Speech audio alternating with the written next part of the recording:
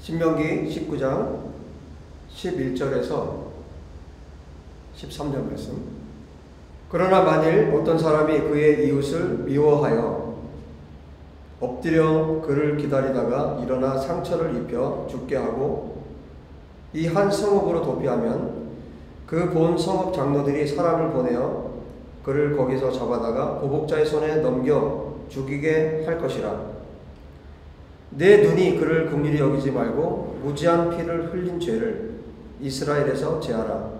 그리하면 내게 복이 있으리라. 아멘. 앞에 부분에서는 도피성의 목적들에 대해서 말씀해 주고 있죠. 도피성은 일단은 최고 우선적인 건 뭡니까?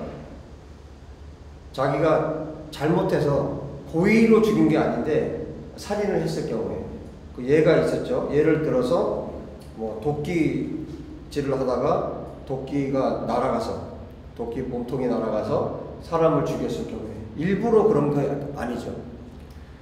일부러 그런 게 아닌데 사람이 죽었을 경우에 물론 정말 이 사람이 그랬는지 안 그랬는지는 판결을 해봐야 돼요. 재판을 해봐야 돼요. 그래서 지금 살인한 사람이 도피성에 피했을 때 두 가지 조건이 있었죠. 거기서 나올 수 있는 조건이 하나는 판결을 받아야 되고 또 하나는 대제사장이 그 해에 대제사장이 죽으면 그때 나올 수 있어요. 자, 그런데 오늘 지금 이제 11절에는 그러나 그랬어요. 반대인 경우. 그러니까 고의로 살인을 했을 경우에는 어떻게 처리하느냐에 대해서 말씀을 하고 있죠. 근데 앞에 지난주에 잠깐 언급을 했지만 대제사장이 죽으면 그 살인한 사람이 나올 수가 있었어요. 그죠? 그 성에서 나올 수가 있어요. 도피성에서. 그래서 자유롭게 되는 거예요. 이것은 무엇을 예고해 주고 있을까요? 대제사장이신 예수와께서 죽으시면 그때 그 예수와의 죽음으로 말미암아 죄인이 구원받을 수 있는 자유케 되는 것을 예표하고 있죠.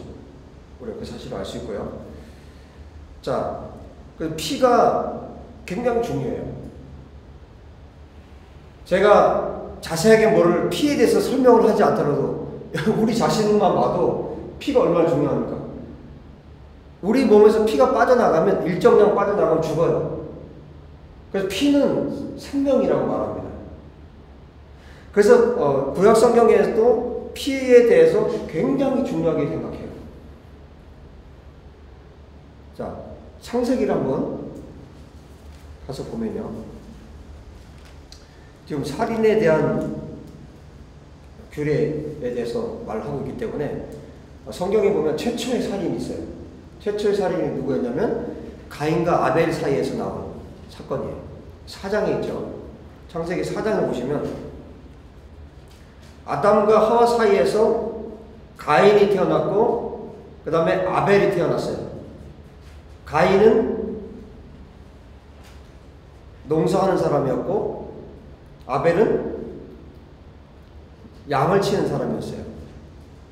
4장 2절.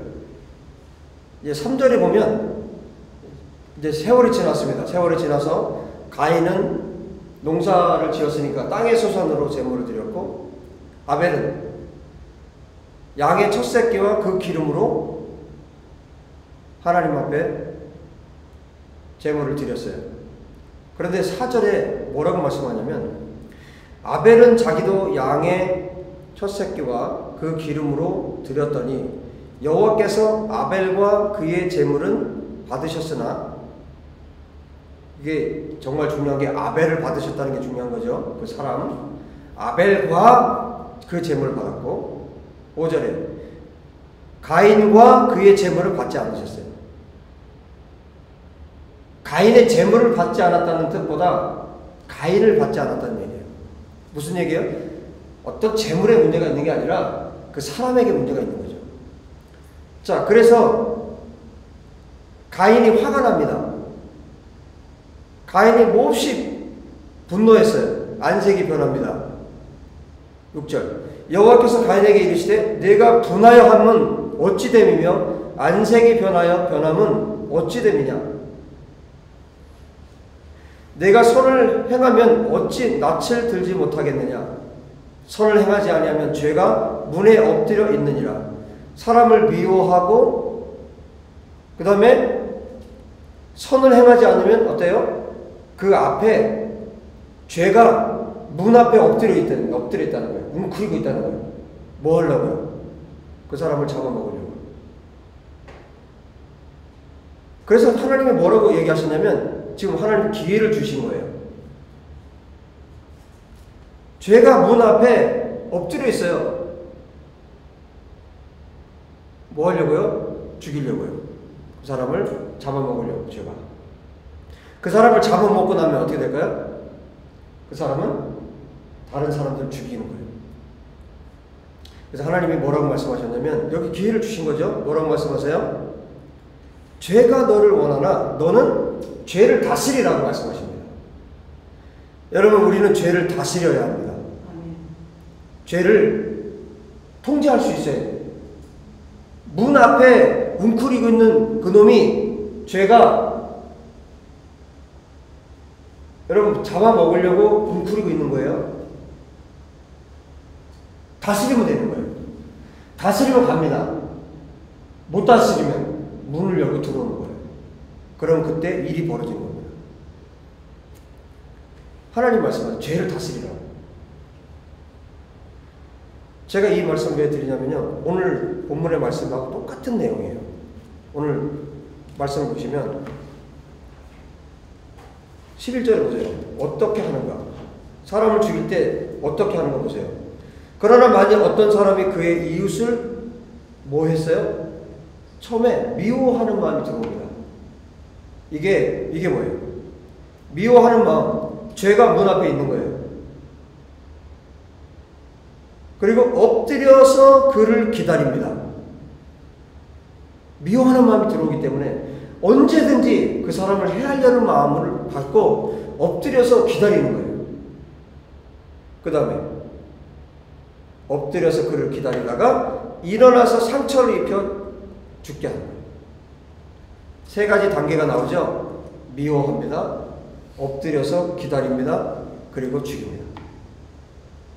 이거는 완전한 고의 살인, 계획적인 살인. 그 첫 번째 성경의 첫 번째 그리고 인류의 첫 번째 살인죄가 그렇게 시작이 됐거든요. 내가 선을 행하면 어찌 낯을 들지 못하겠느냐. 선을 행하지 아니하면 죄가 문에 엎드려 있느니라. 죄가 너를 원하나 너는 죄를 다스릴지니라. 하나님께서 말씀하셨어요. 죄를 다스리라고 말씀하셨어요. 그런데 어떻게 됐습니까?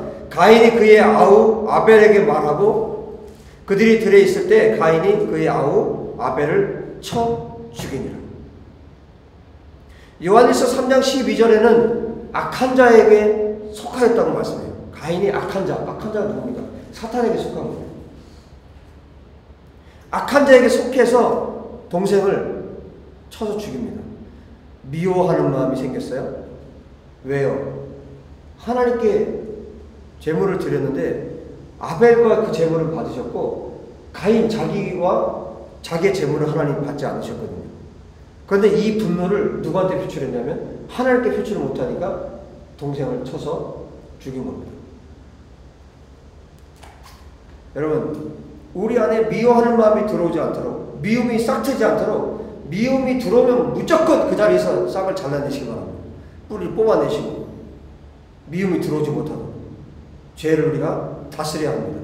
왜냐하면 이게 왜 그렇게 중요하냐면 살인하지 말라, 율법에 살인하지 말라고 하셨는데 예수님께서는 이것을 다르게 설명을 하세요. 다르다기보다 더 추가적으로 말씀하세요.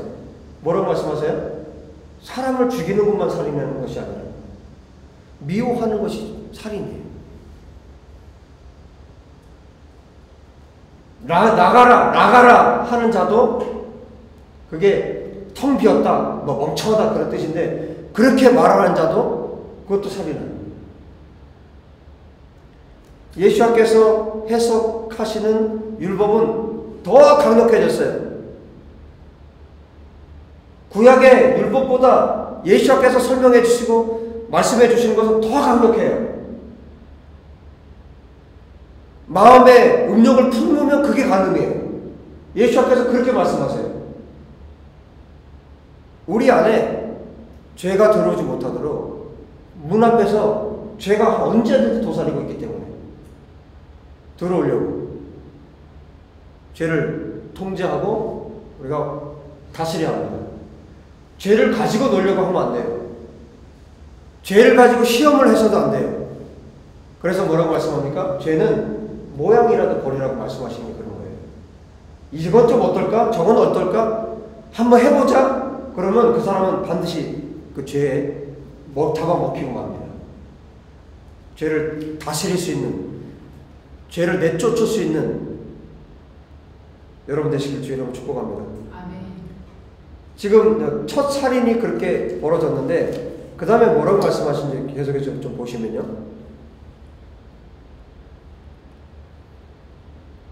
여호와께서 가인에게 이르시되 내 아우 아벨이 어디 있느냐?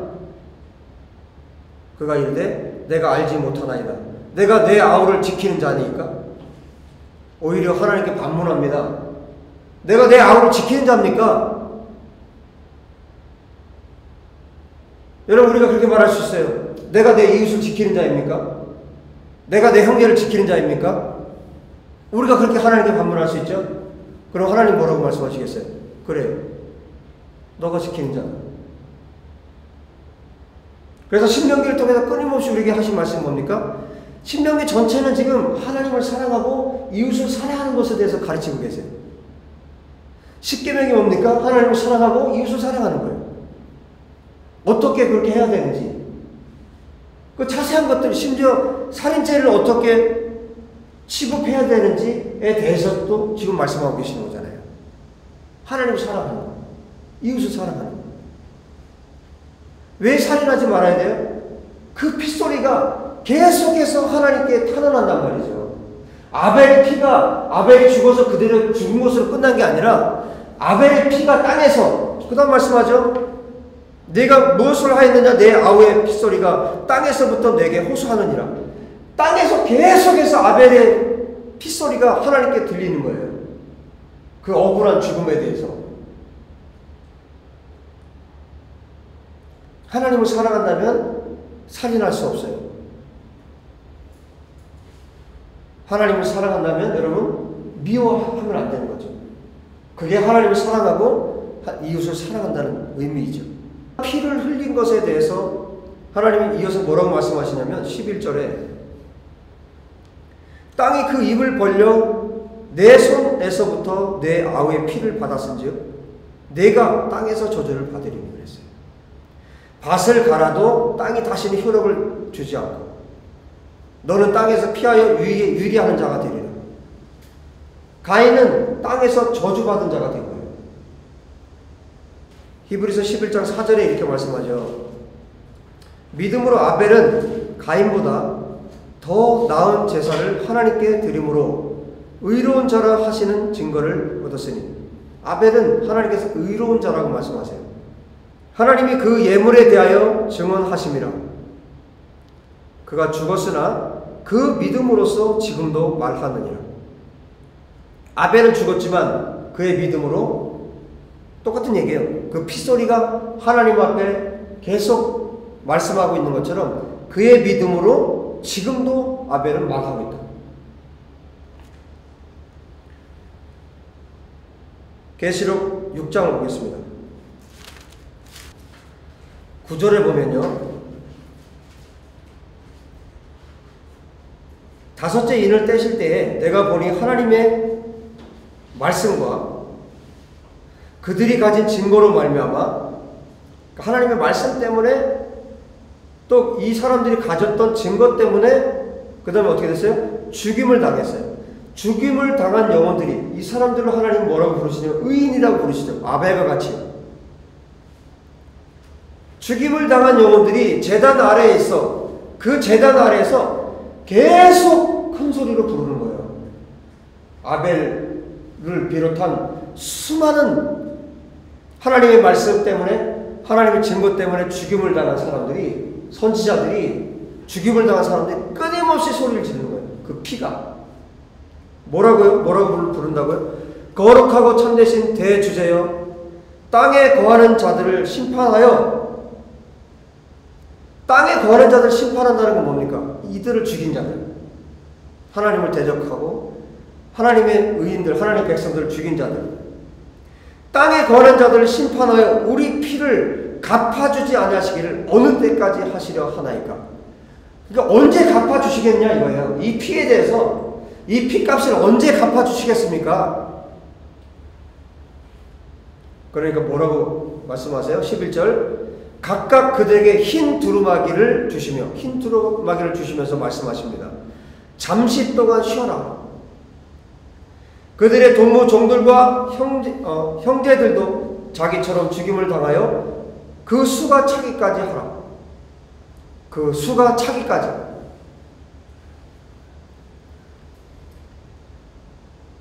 고난당하고 예수의 말씀 때문에, 증거 때문에 죽임을 당한 영혼들이 그 피의 소리가 계속해서 하나님 앞에 올려지고 있는 거예요.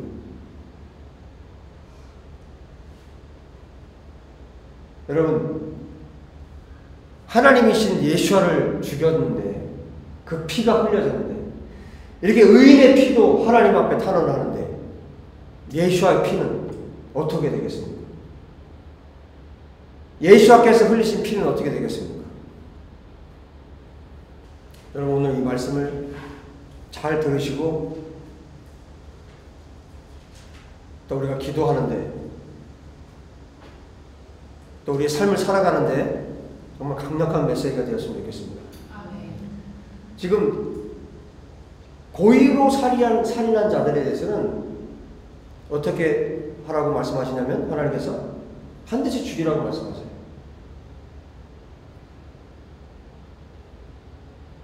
미워하고 웅크리고 기다렸다가 사람을 쳐서 죽인 자들, 이 사람들을 반드시 죽이라고 말씀하세요. 의인의 피는 끊임없이 하나님 앞에 탄원하는 능력이 있습니다. 예수와의 피는 오죽하겠습니까? 예수와의 피는 어떤 능력이 있습니까? 자, 출애굽기 12장에 21절, 첫 번째 유월절인데요. 모세가 이스라엘 모든 장로를 불러서 그들에게 이르되, 너희는 나가서 너희의 가족대로 어린 양을 택하여 유월절 양으로 잡고 우슬초 묶음을 가져다가 그릇에 담은 피에 적셔서 그 피를 문 임방과 좌우 설주에 뿌리고 아침까지 한 사람도 자기 집 문 밖에 나가지 말라. 그 문 밖으로 나가지 말라. 지금 이 피는 무엇을 의미합니까? 메시아, 예수의 피를 의미하잖아요. 메시아의 피잖아요. 이 피를 문에다 발랐어요. 그리고 문 밖으로 나가지 말라고 말씀하세요. 그러면 이 피가 발라진 문 안쪽과 바깥쪽은 어떻게 되는 겁니까? 전혀 다른 세계가 되는 거예요. 이 피를 바른 문 바깥에는 하나님의 사자가, 죽음의 사자가 모든 장자들 다 죽입니다. 사람 짐승할 것 없이 모든 첫째 것들은 다 죽이는 거예요. 집안마다 안 죽은 집안이 없겠죠. 단 한 집도 없겠죠. 이 문 바깥에는, 문 안에는 완벽하게 구별되는 겁니다. 이 피는, 예수와의 보혈은 구별짓는 겁니다. 그리고 이 구역은 전혀 다른 구역이 되는 거예요. 전혀 다른 영역이 되는 겁니다. 이 피 안에는, 이 피를 바른 이 집안은 어떻게 됩니까? 하나님의 영역이 되는 거예요. 여러분, 우리가 예수와의 피를 바르고 예수와의 피를 덮고, 이 기도가 왜 중요하냐면 전혀 다른 영역이 되는 거예요. 예수와의 보혈에 덮여진 곳은 하나님의 영역이 되는 겁니다. 하나님의 땅이 되는 겁니다. 언제요? 입으로 그냥 하나님은 예수와의 보혈로 나를 덮어주세요. 그럴 때요? 아니에요. 예수와의 피에 합당하게 완전하게 헌신했을 때. 할렐루야. 아멘. 입으로만 아닙니다. 내 삶을 이 피에, 피값에 합당하게 하나님께 완전히 드렸을 때 이 영역은 하나님의 영역이 되는 거예요. 똑같은 애국 땅입니다. 모든 장자를 다 죽이는 똑같은 애국 땅이에요.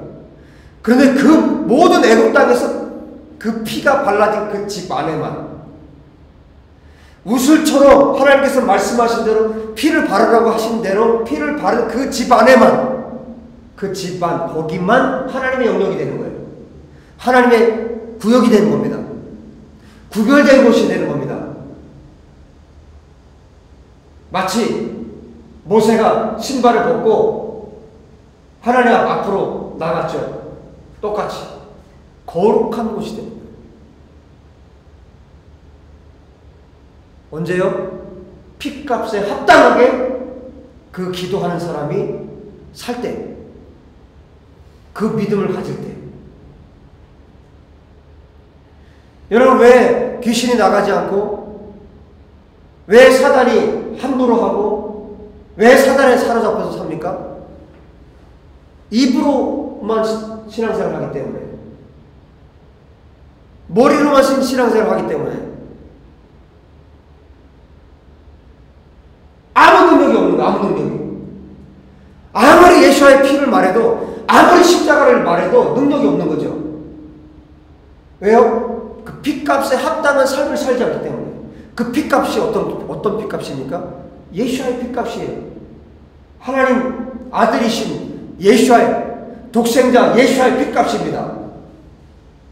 그분을 따를 때, 그분을 온전히 따를 때, 그분이 그 사람과 함께하는 거예요. 그 영역은 예수께서, 그 영역은 하나님께서 함께 하시는 영역이고 하나님께서 동행하시는 영역이에요. 거기는 누구도 들어올 수 없습니다. 거기는 사단도 들어올 수 없고 심지어 하나님의 사자도 넘어갑니다. 예수와의 피가, 하나님의 어린 양 예수와의 피가 발라진 그 집. 그 사람들이 그 피를 바를 때 무슨 마음으로 발랐겠어요?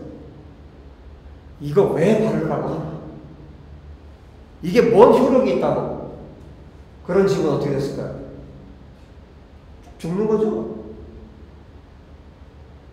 그 피값에 합당한 믿음을 가지고 그 피를 바른 자들에게 예수와의 보혈의 능력이 나타나는 겁니다. 거기에 짐승의 피를 발랐지만 예수와의 피인 거예요. 메시아의 보혈인 거예요. 그 피를 보고 넘어간 겁니다. 유언하는 겁니다. 예수와의 피가 발라질 때 그 영역은 하나님의 영역이 되는 겁니다. 할렐루야. 여러분, 그 믿음으로, 예수와를 믿는 믿음으로 예수와의 보혈을 덮고 예수와의 피를 바르고 예수와의 보혈의 능력을 사용하시길 주 이름 축복합니다. 아멘.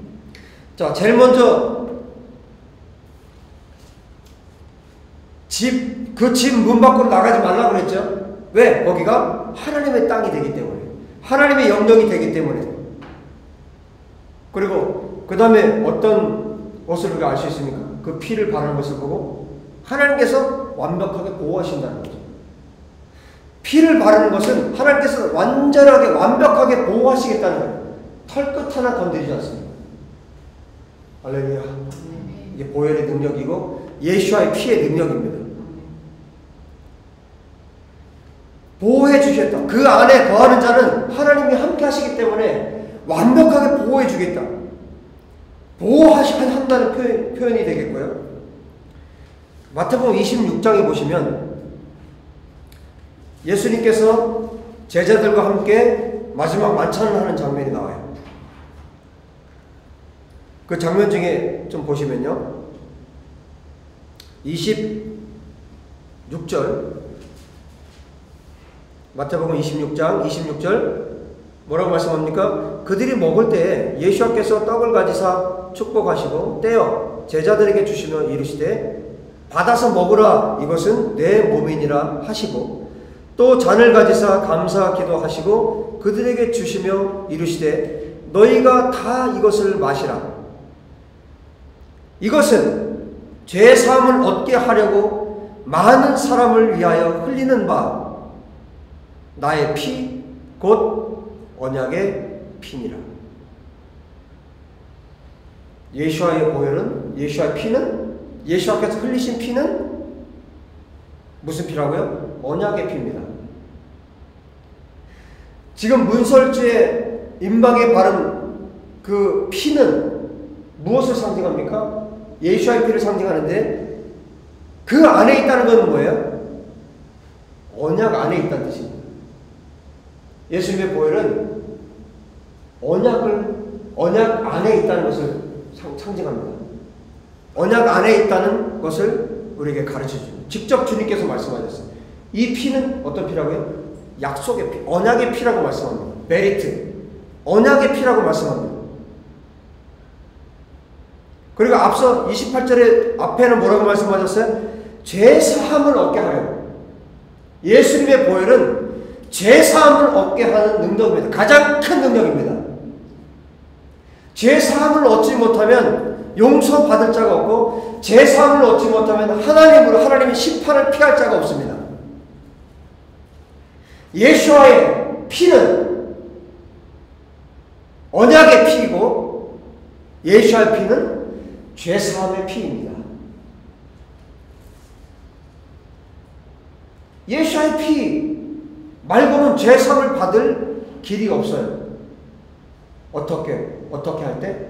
그 피를 믿을 때, 예수와의 피를 믿을 때, 예수와의 피의 능력을 믿을 때, 곧 예수님을 믿을 때, 그 사람에게 구원이 베풀어지는 거예요. 구원의 은혜가 베풀어지는 겁니다. 예수와의 보혈은 경계를 만들어버립니다. 죽음의 경계와 삶의 경계를 만들어버립니다. 그 땅은 하나님의 땅이라는 뜻입니다. 예수와의 피가 있는 곳은 하나님의 땅이라는 뜻입니다. 그리고 예수와의 피는 완벽하게 우리를 보호하신다는 증거입니다.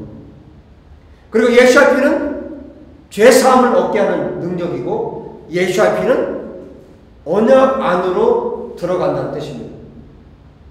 이스라엘 백성들이 그 각 가족마다 발랐던, 문에 발랐던 그 피 안에 들어와 있던 그 집안에 있던 사람들은 다 뭐예요? 언약 안에 들어와 있는 거예요. 하나님의 언약 백성이라는 뜻입니다. 여러분, 애굽에서 나올 때 누가 나왔겠어요? 그 피를 바른 사람들이 나온 거예요. 그 피를 발랐던 사람들이 출애굽한 겁니다. 언약 안으로 이들이 들어와 있다는 뜻이고, 구원을 얻게 하는 하나님의 능력이, 죄사함을 얻게 하는 하나님의 능력이기 때문에. 히브리서 9장 14절 이해를 돕기 위해서 그 앞에 부분부터 11절부터 읽습니다. 그리스도께서는 장래 좋은 일에 대제사장으로 오사 손으로 짓지 아니한 것 곧 이 창조에 속하지 아니한 더 크고 온전한 장막으로 말미암아 염소와 송아지의 피로 하지 아니하고 오직 자기의 피로 영원한 속죄를 이루서 단번에 성소에 들어가셨느니라. 염소와 황소의 피와 및 암송아지의 죄를 부정한 자에게 뿌려 그 육체를 정결하게 하여 거룩하게 하거든. 구약에 이렇게 했다는 거죠. 하물며 영원하신 성령으로 말미암아 흠없는 자기를 하나님께 드린 그리스도의 피가 어찌 너희 양심을 죽은 행실에서 깨끗하게 하고 살아계신 하나님을 섬기게 하지 못하겠느냐. 예수의 피가 너희 양심을 죽은 행실에서 깨끗하게 하고 살아계신 하나님을 섬기게 한다는 거예요. 우리의 내적인 변화를 주는 것이 예수의 피입니다. 예수의 보혈의 능력입니다.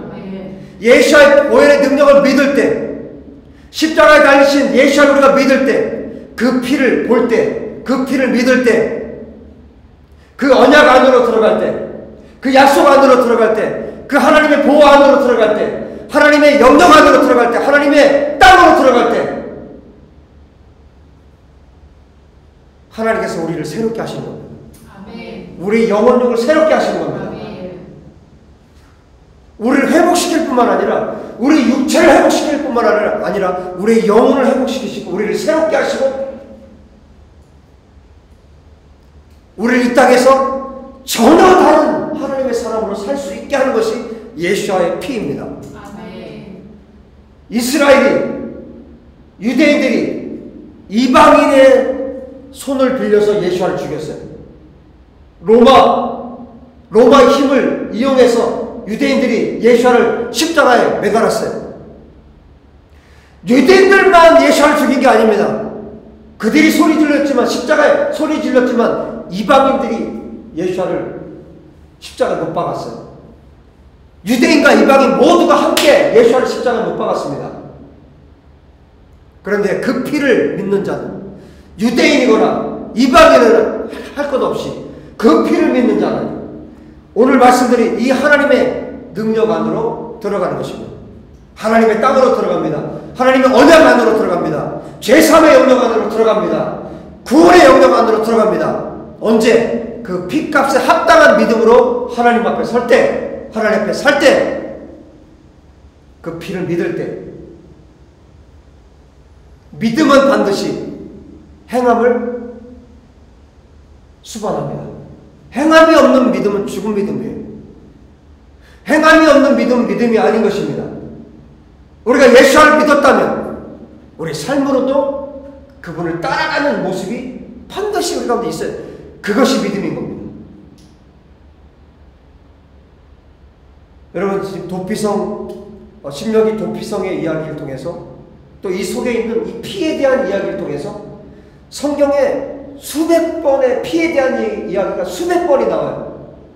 레위기서 전체는 피로 완전히 범벅되어 있어요. 그게 레위기입니다. 그 피는 무엇을 향해 있습니까? 예수의 피를 말하고 있잖아요.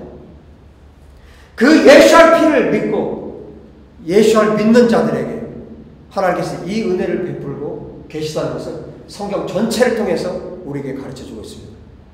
예수의 피가 여러분 가운데 완전히 덮여지기를 바랍니다. 아멘. 그리고 여러분의 삶이 예수의 피에 완전히 잠겨진 그런 삶으로 내 삶을 마음을 다하고 목숨을 다하고 뜻을 다하고 힘을 다해서 하나님을 사랑하는 그 삶으로 그분의 피의 영역 안으로 들어가시기를 예수의 이름으로 축복합니다. 아멘. 기도합시다.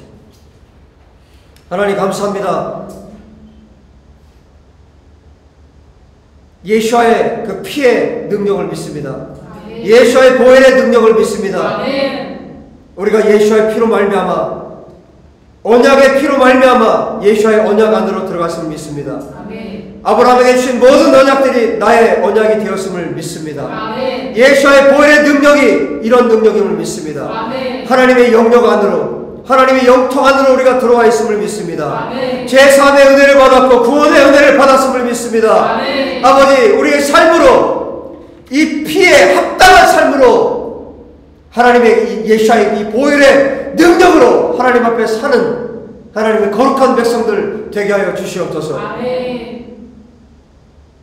예수를 찬양합니다. 예수를 경배합니다. 아멘. 우리에게 이 은혜를 베풀어 주심을 감사합니다. 아멘. 주님, 우리의 삶을 통해, 우리의 믿음을 통해 영광을 받으시옵소서. 아멘. 찬송을 받으시옵소서. 아멘. 우리 주 예수의 이름으로 기도합니다. 아멘. 아멘.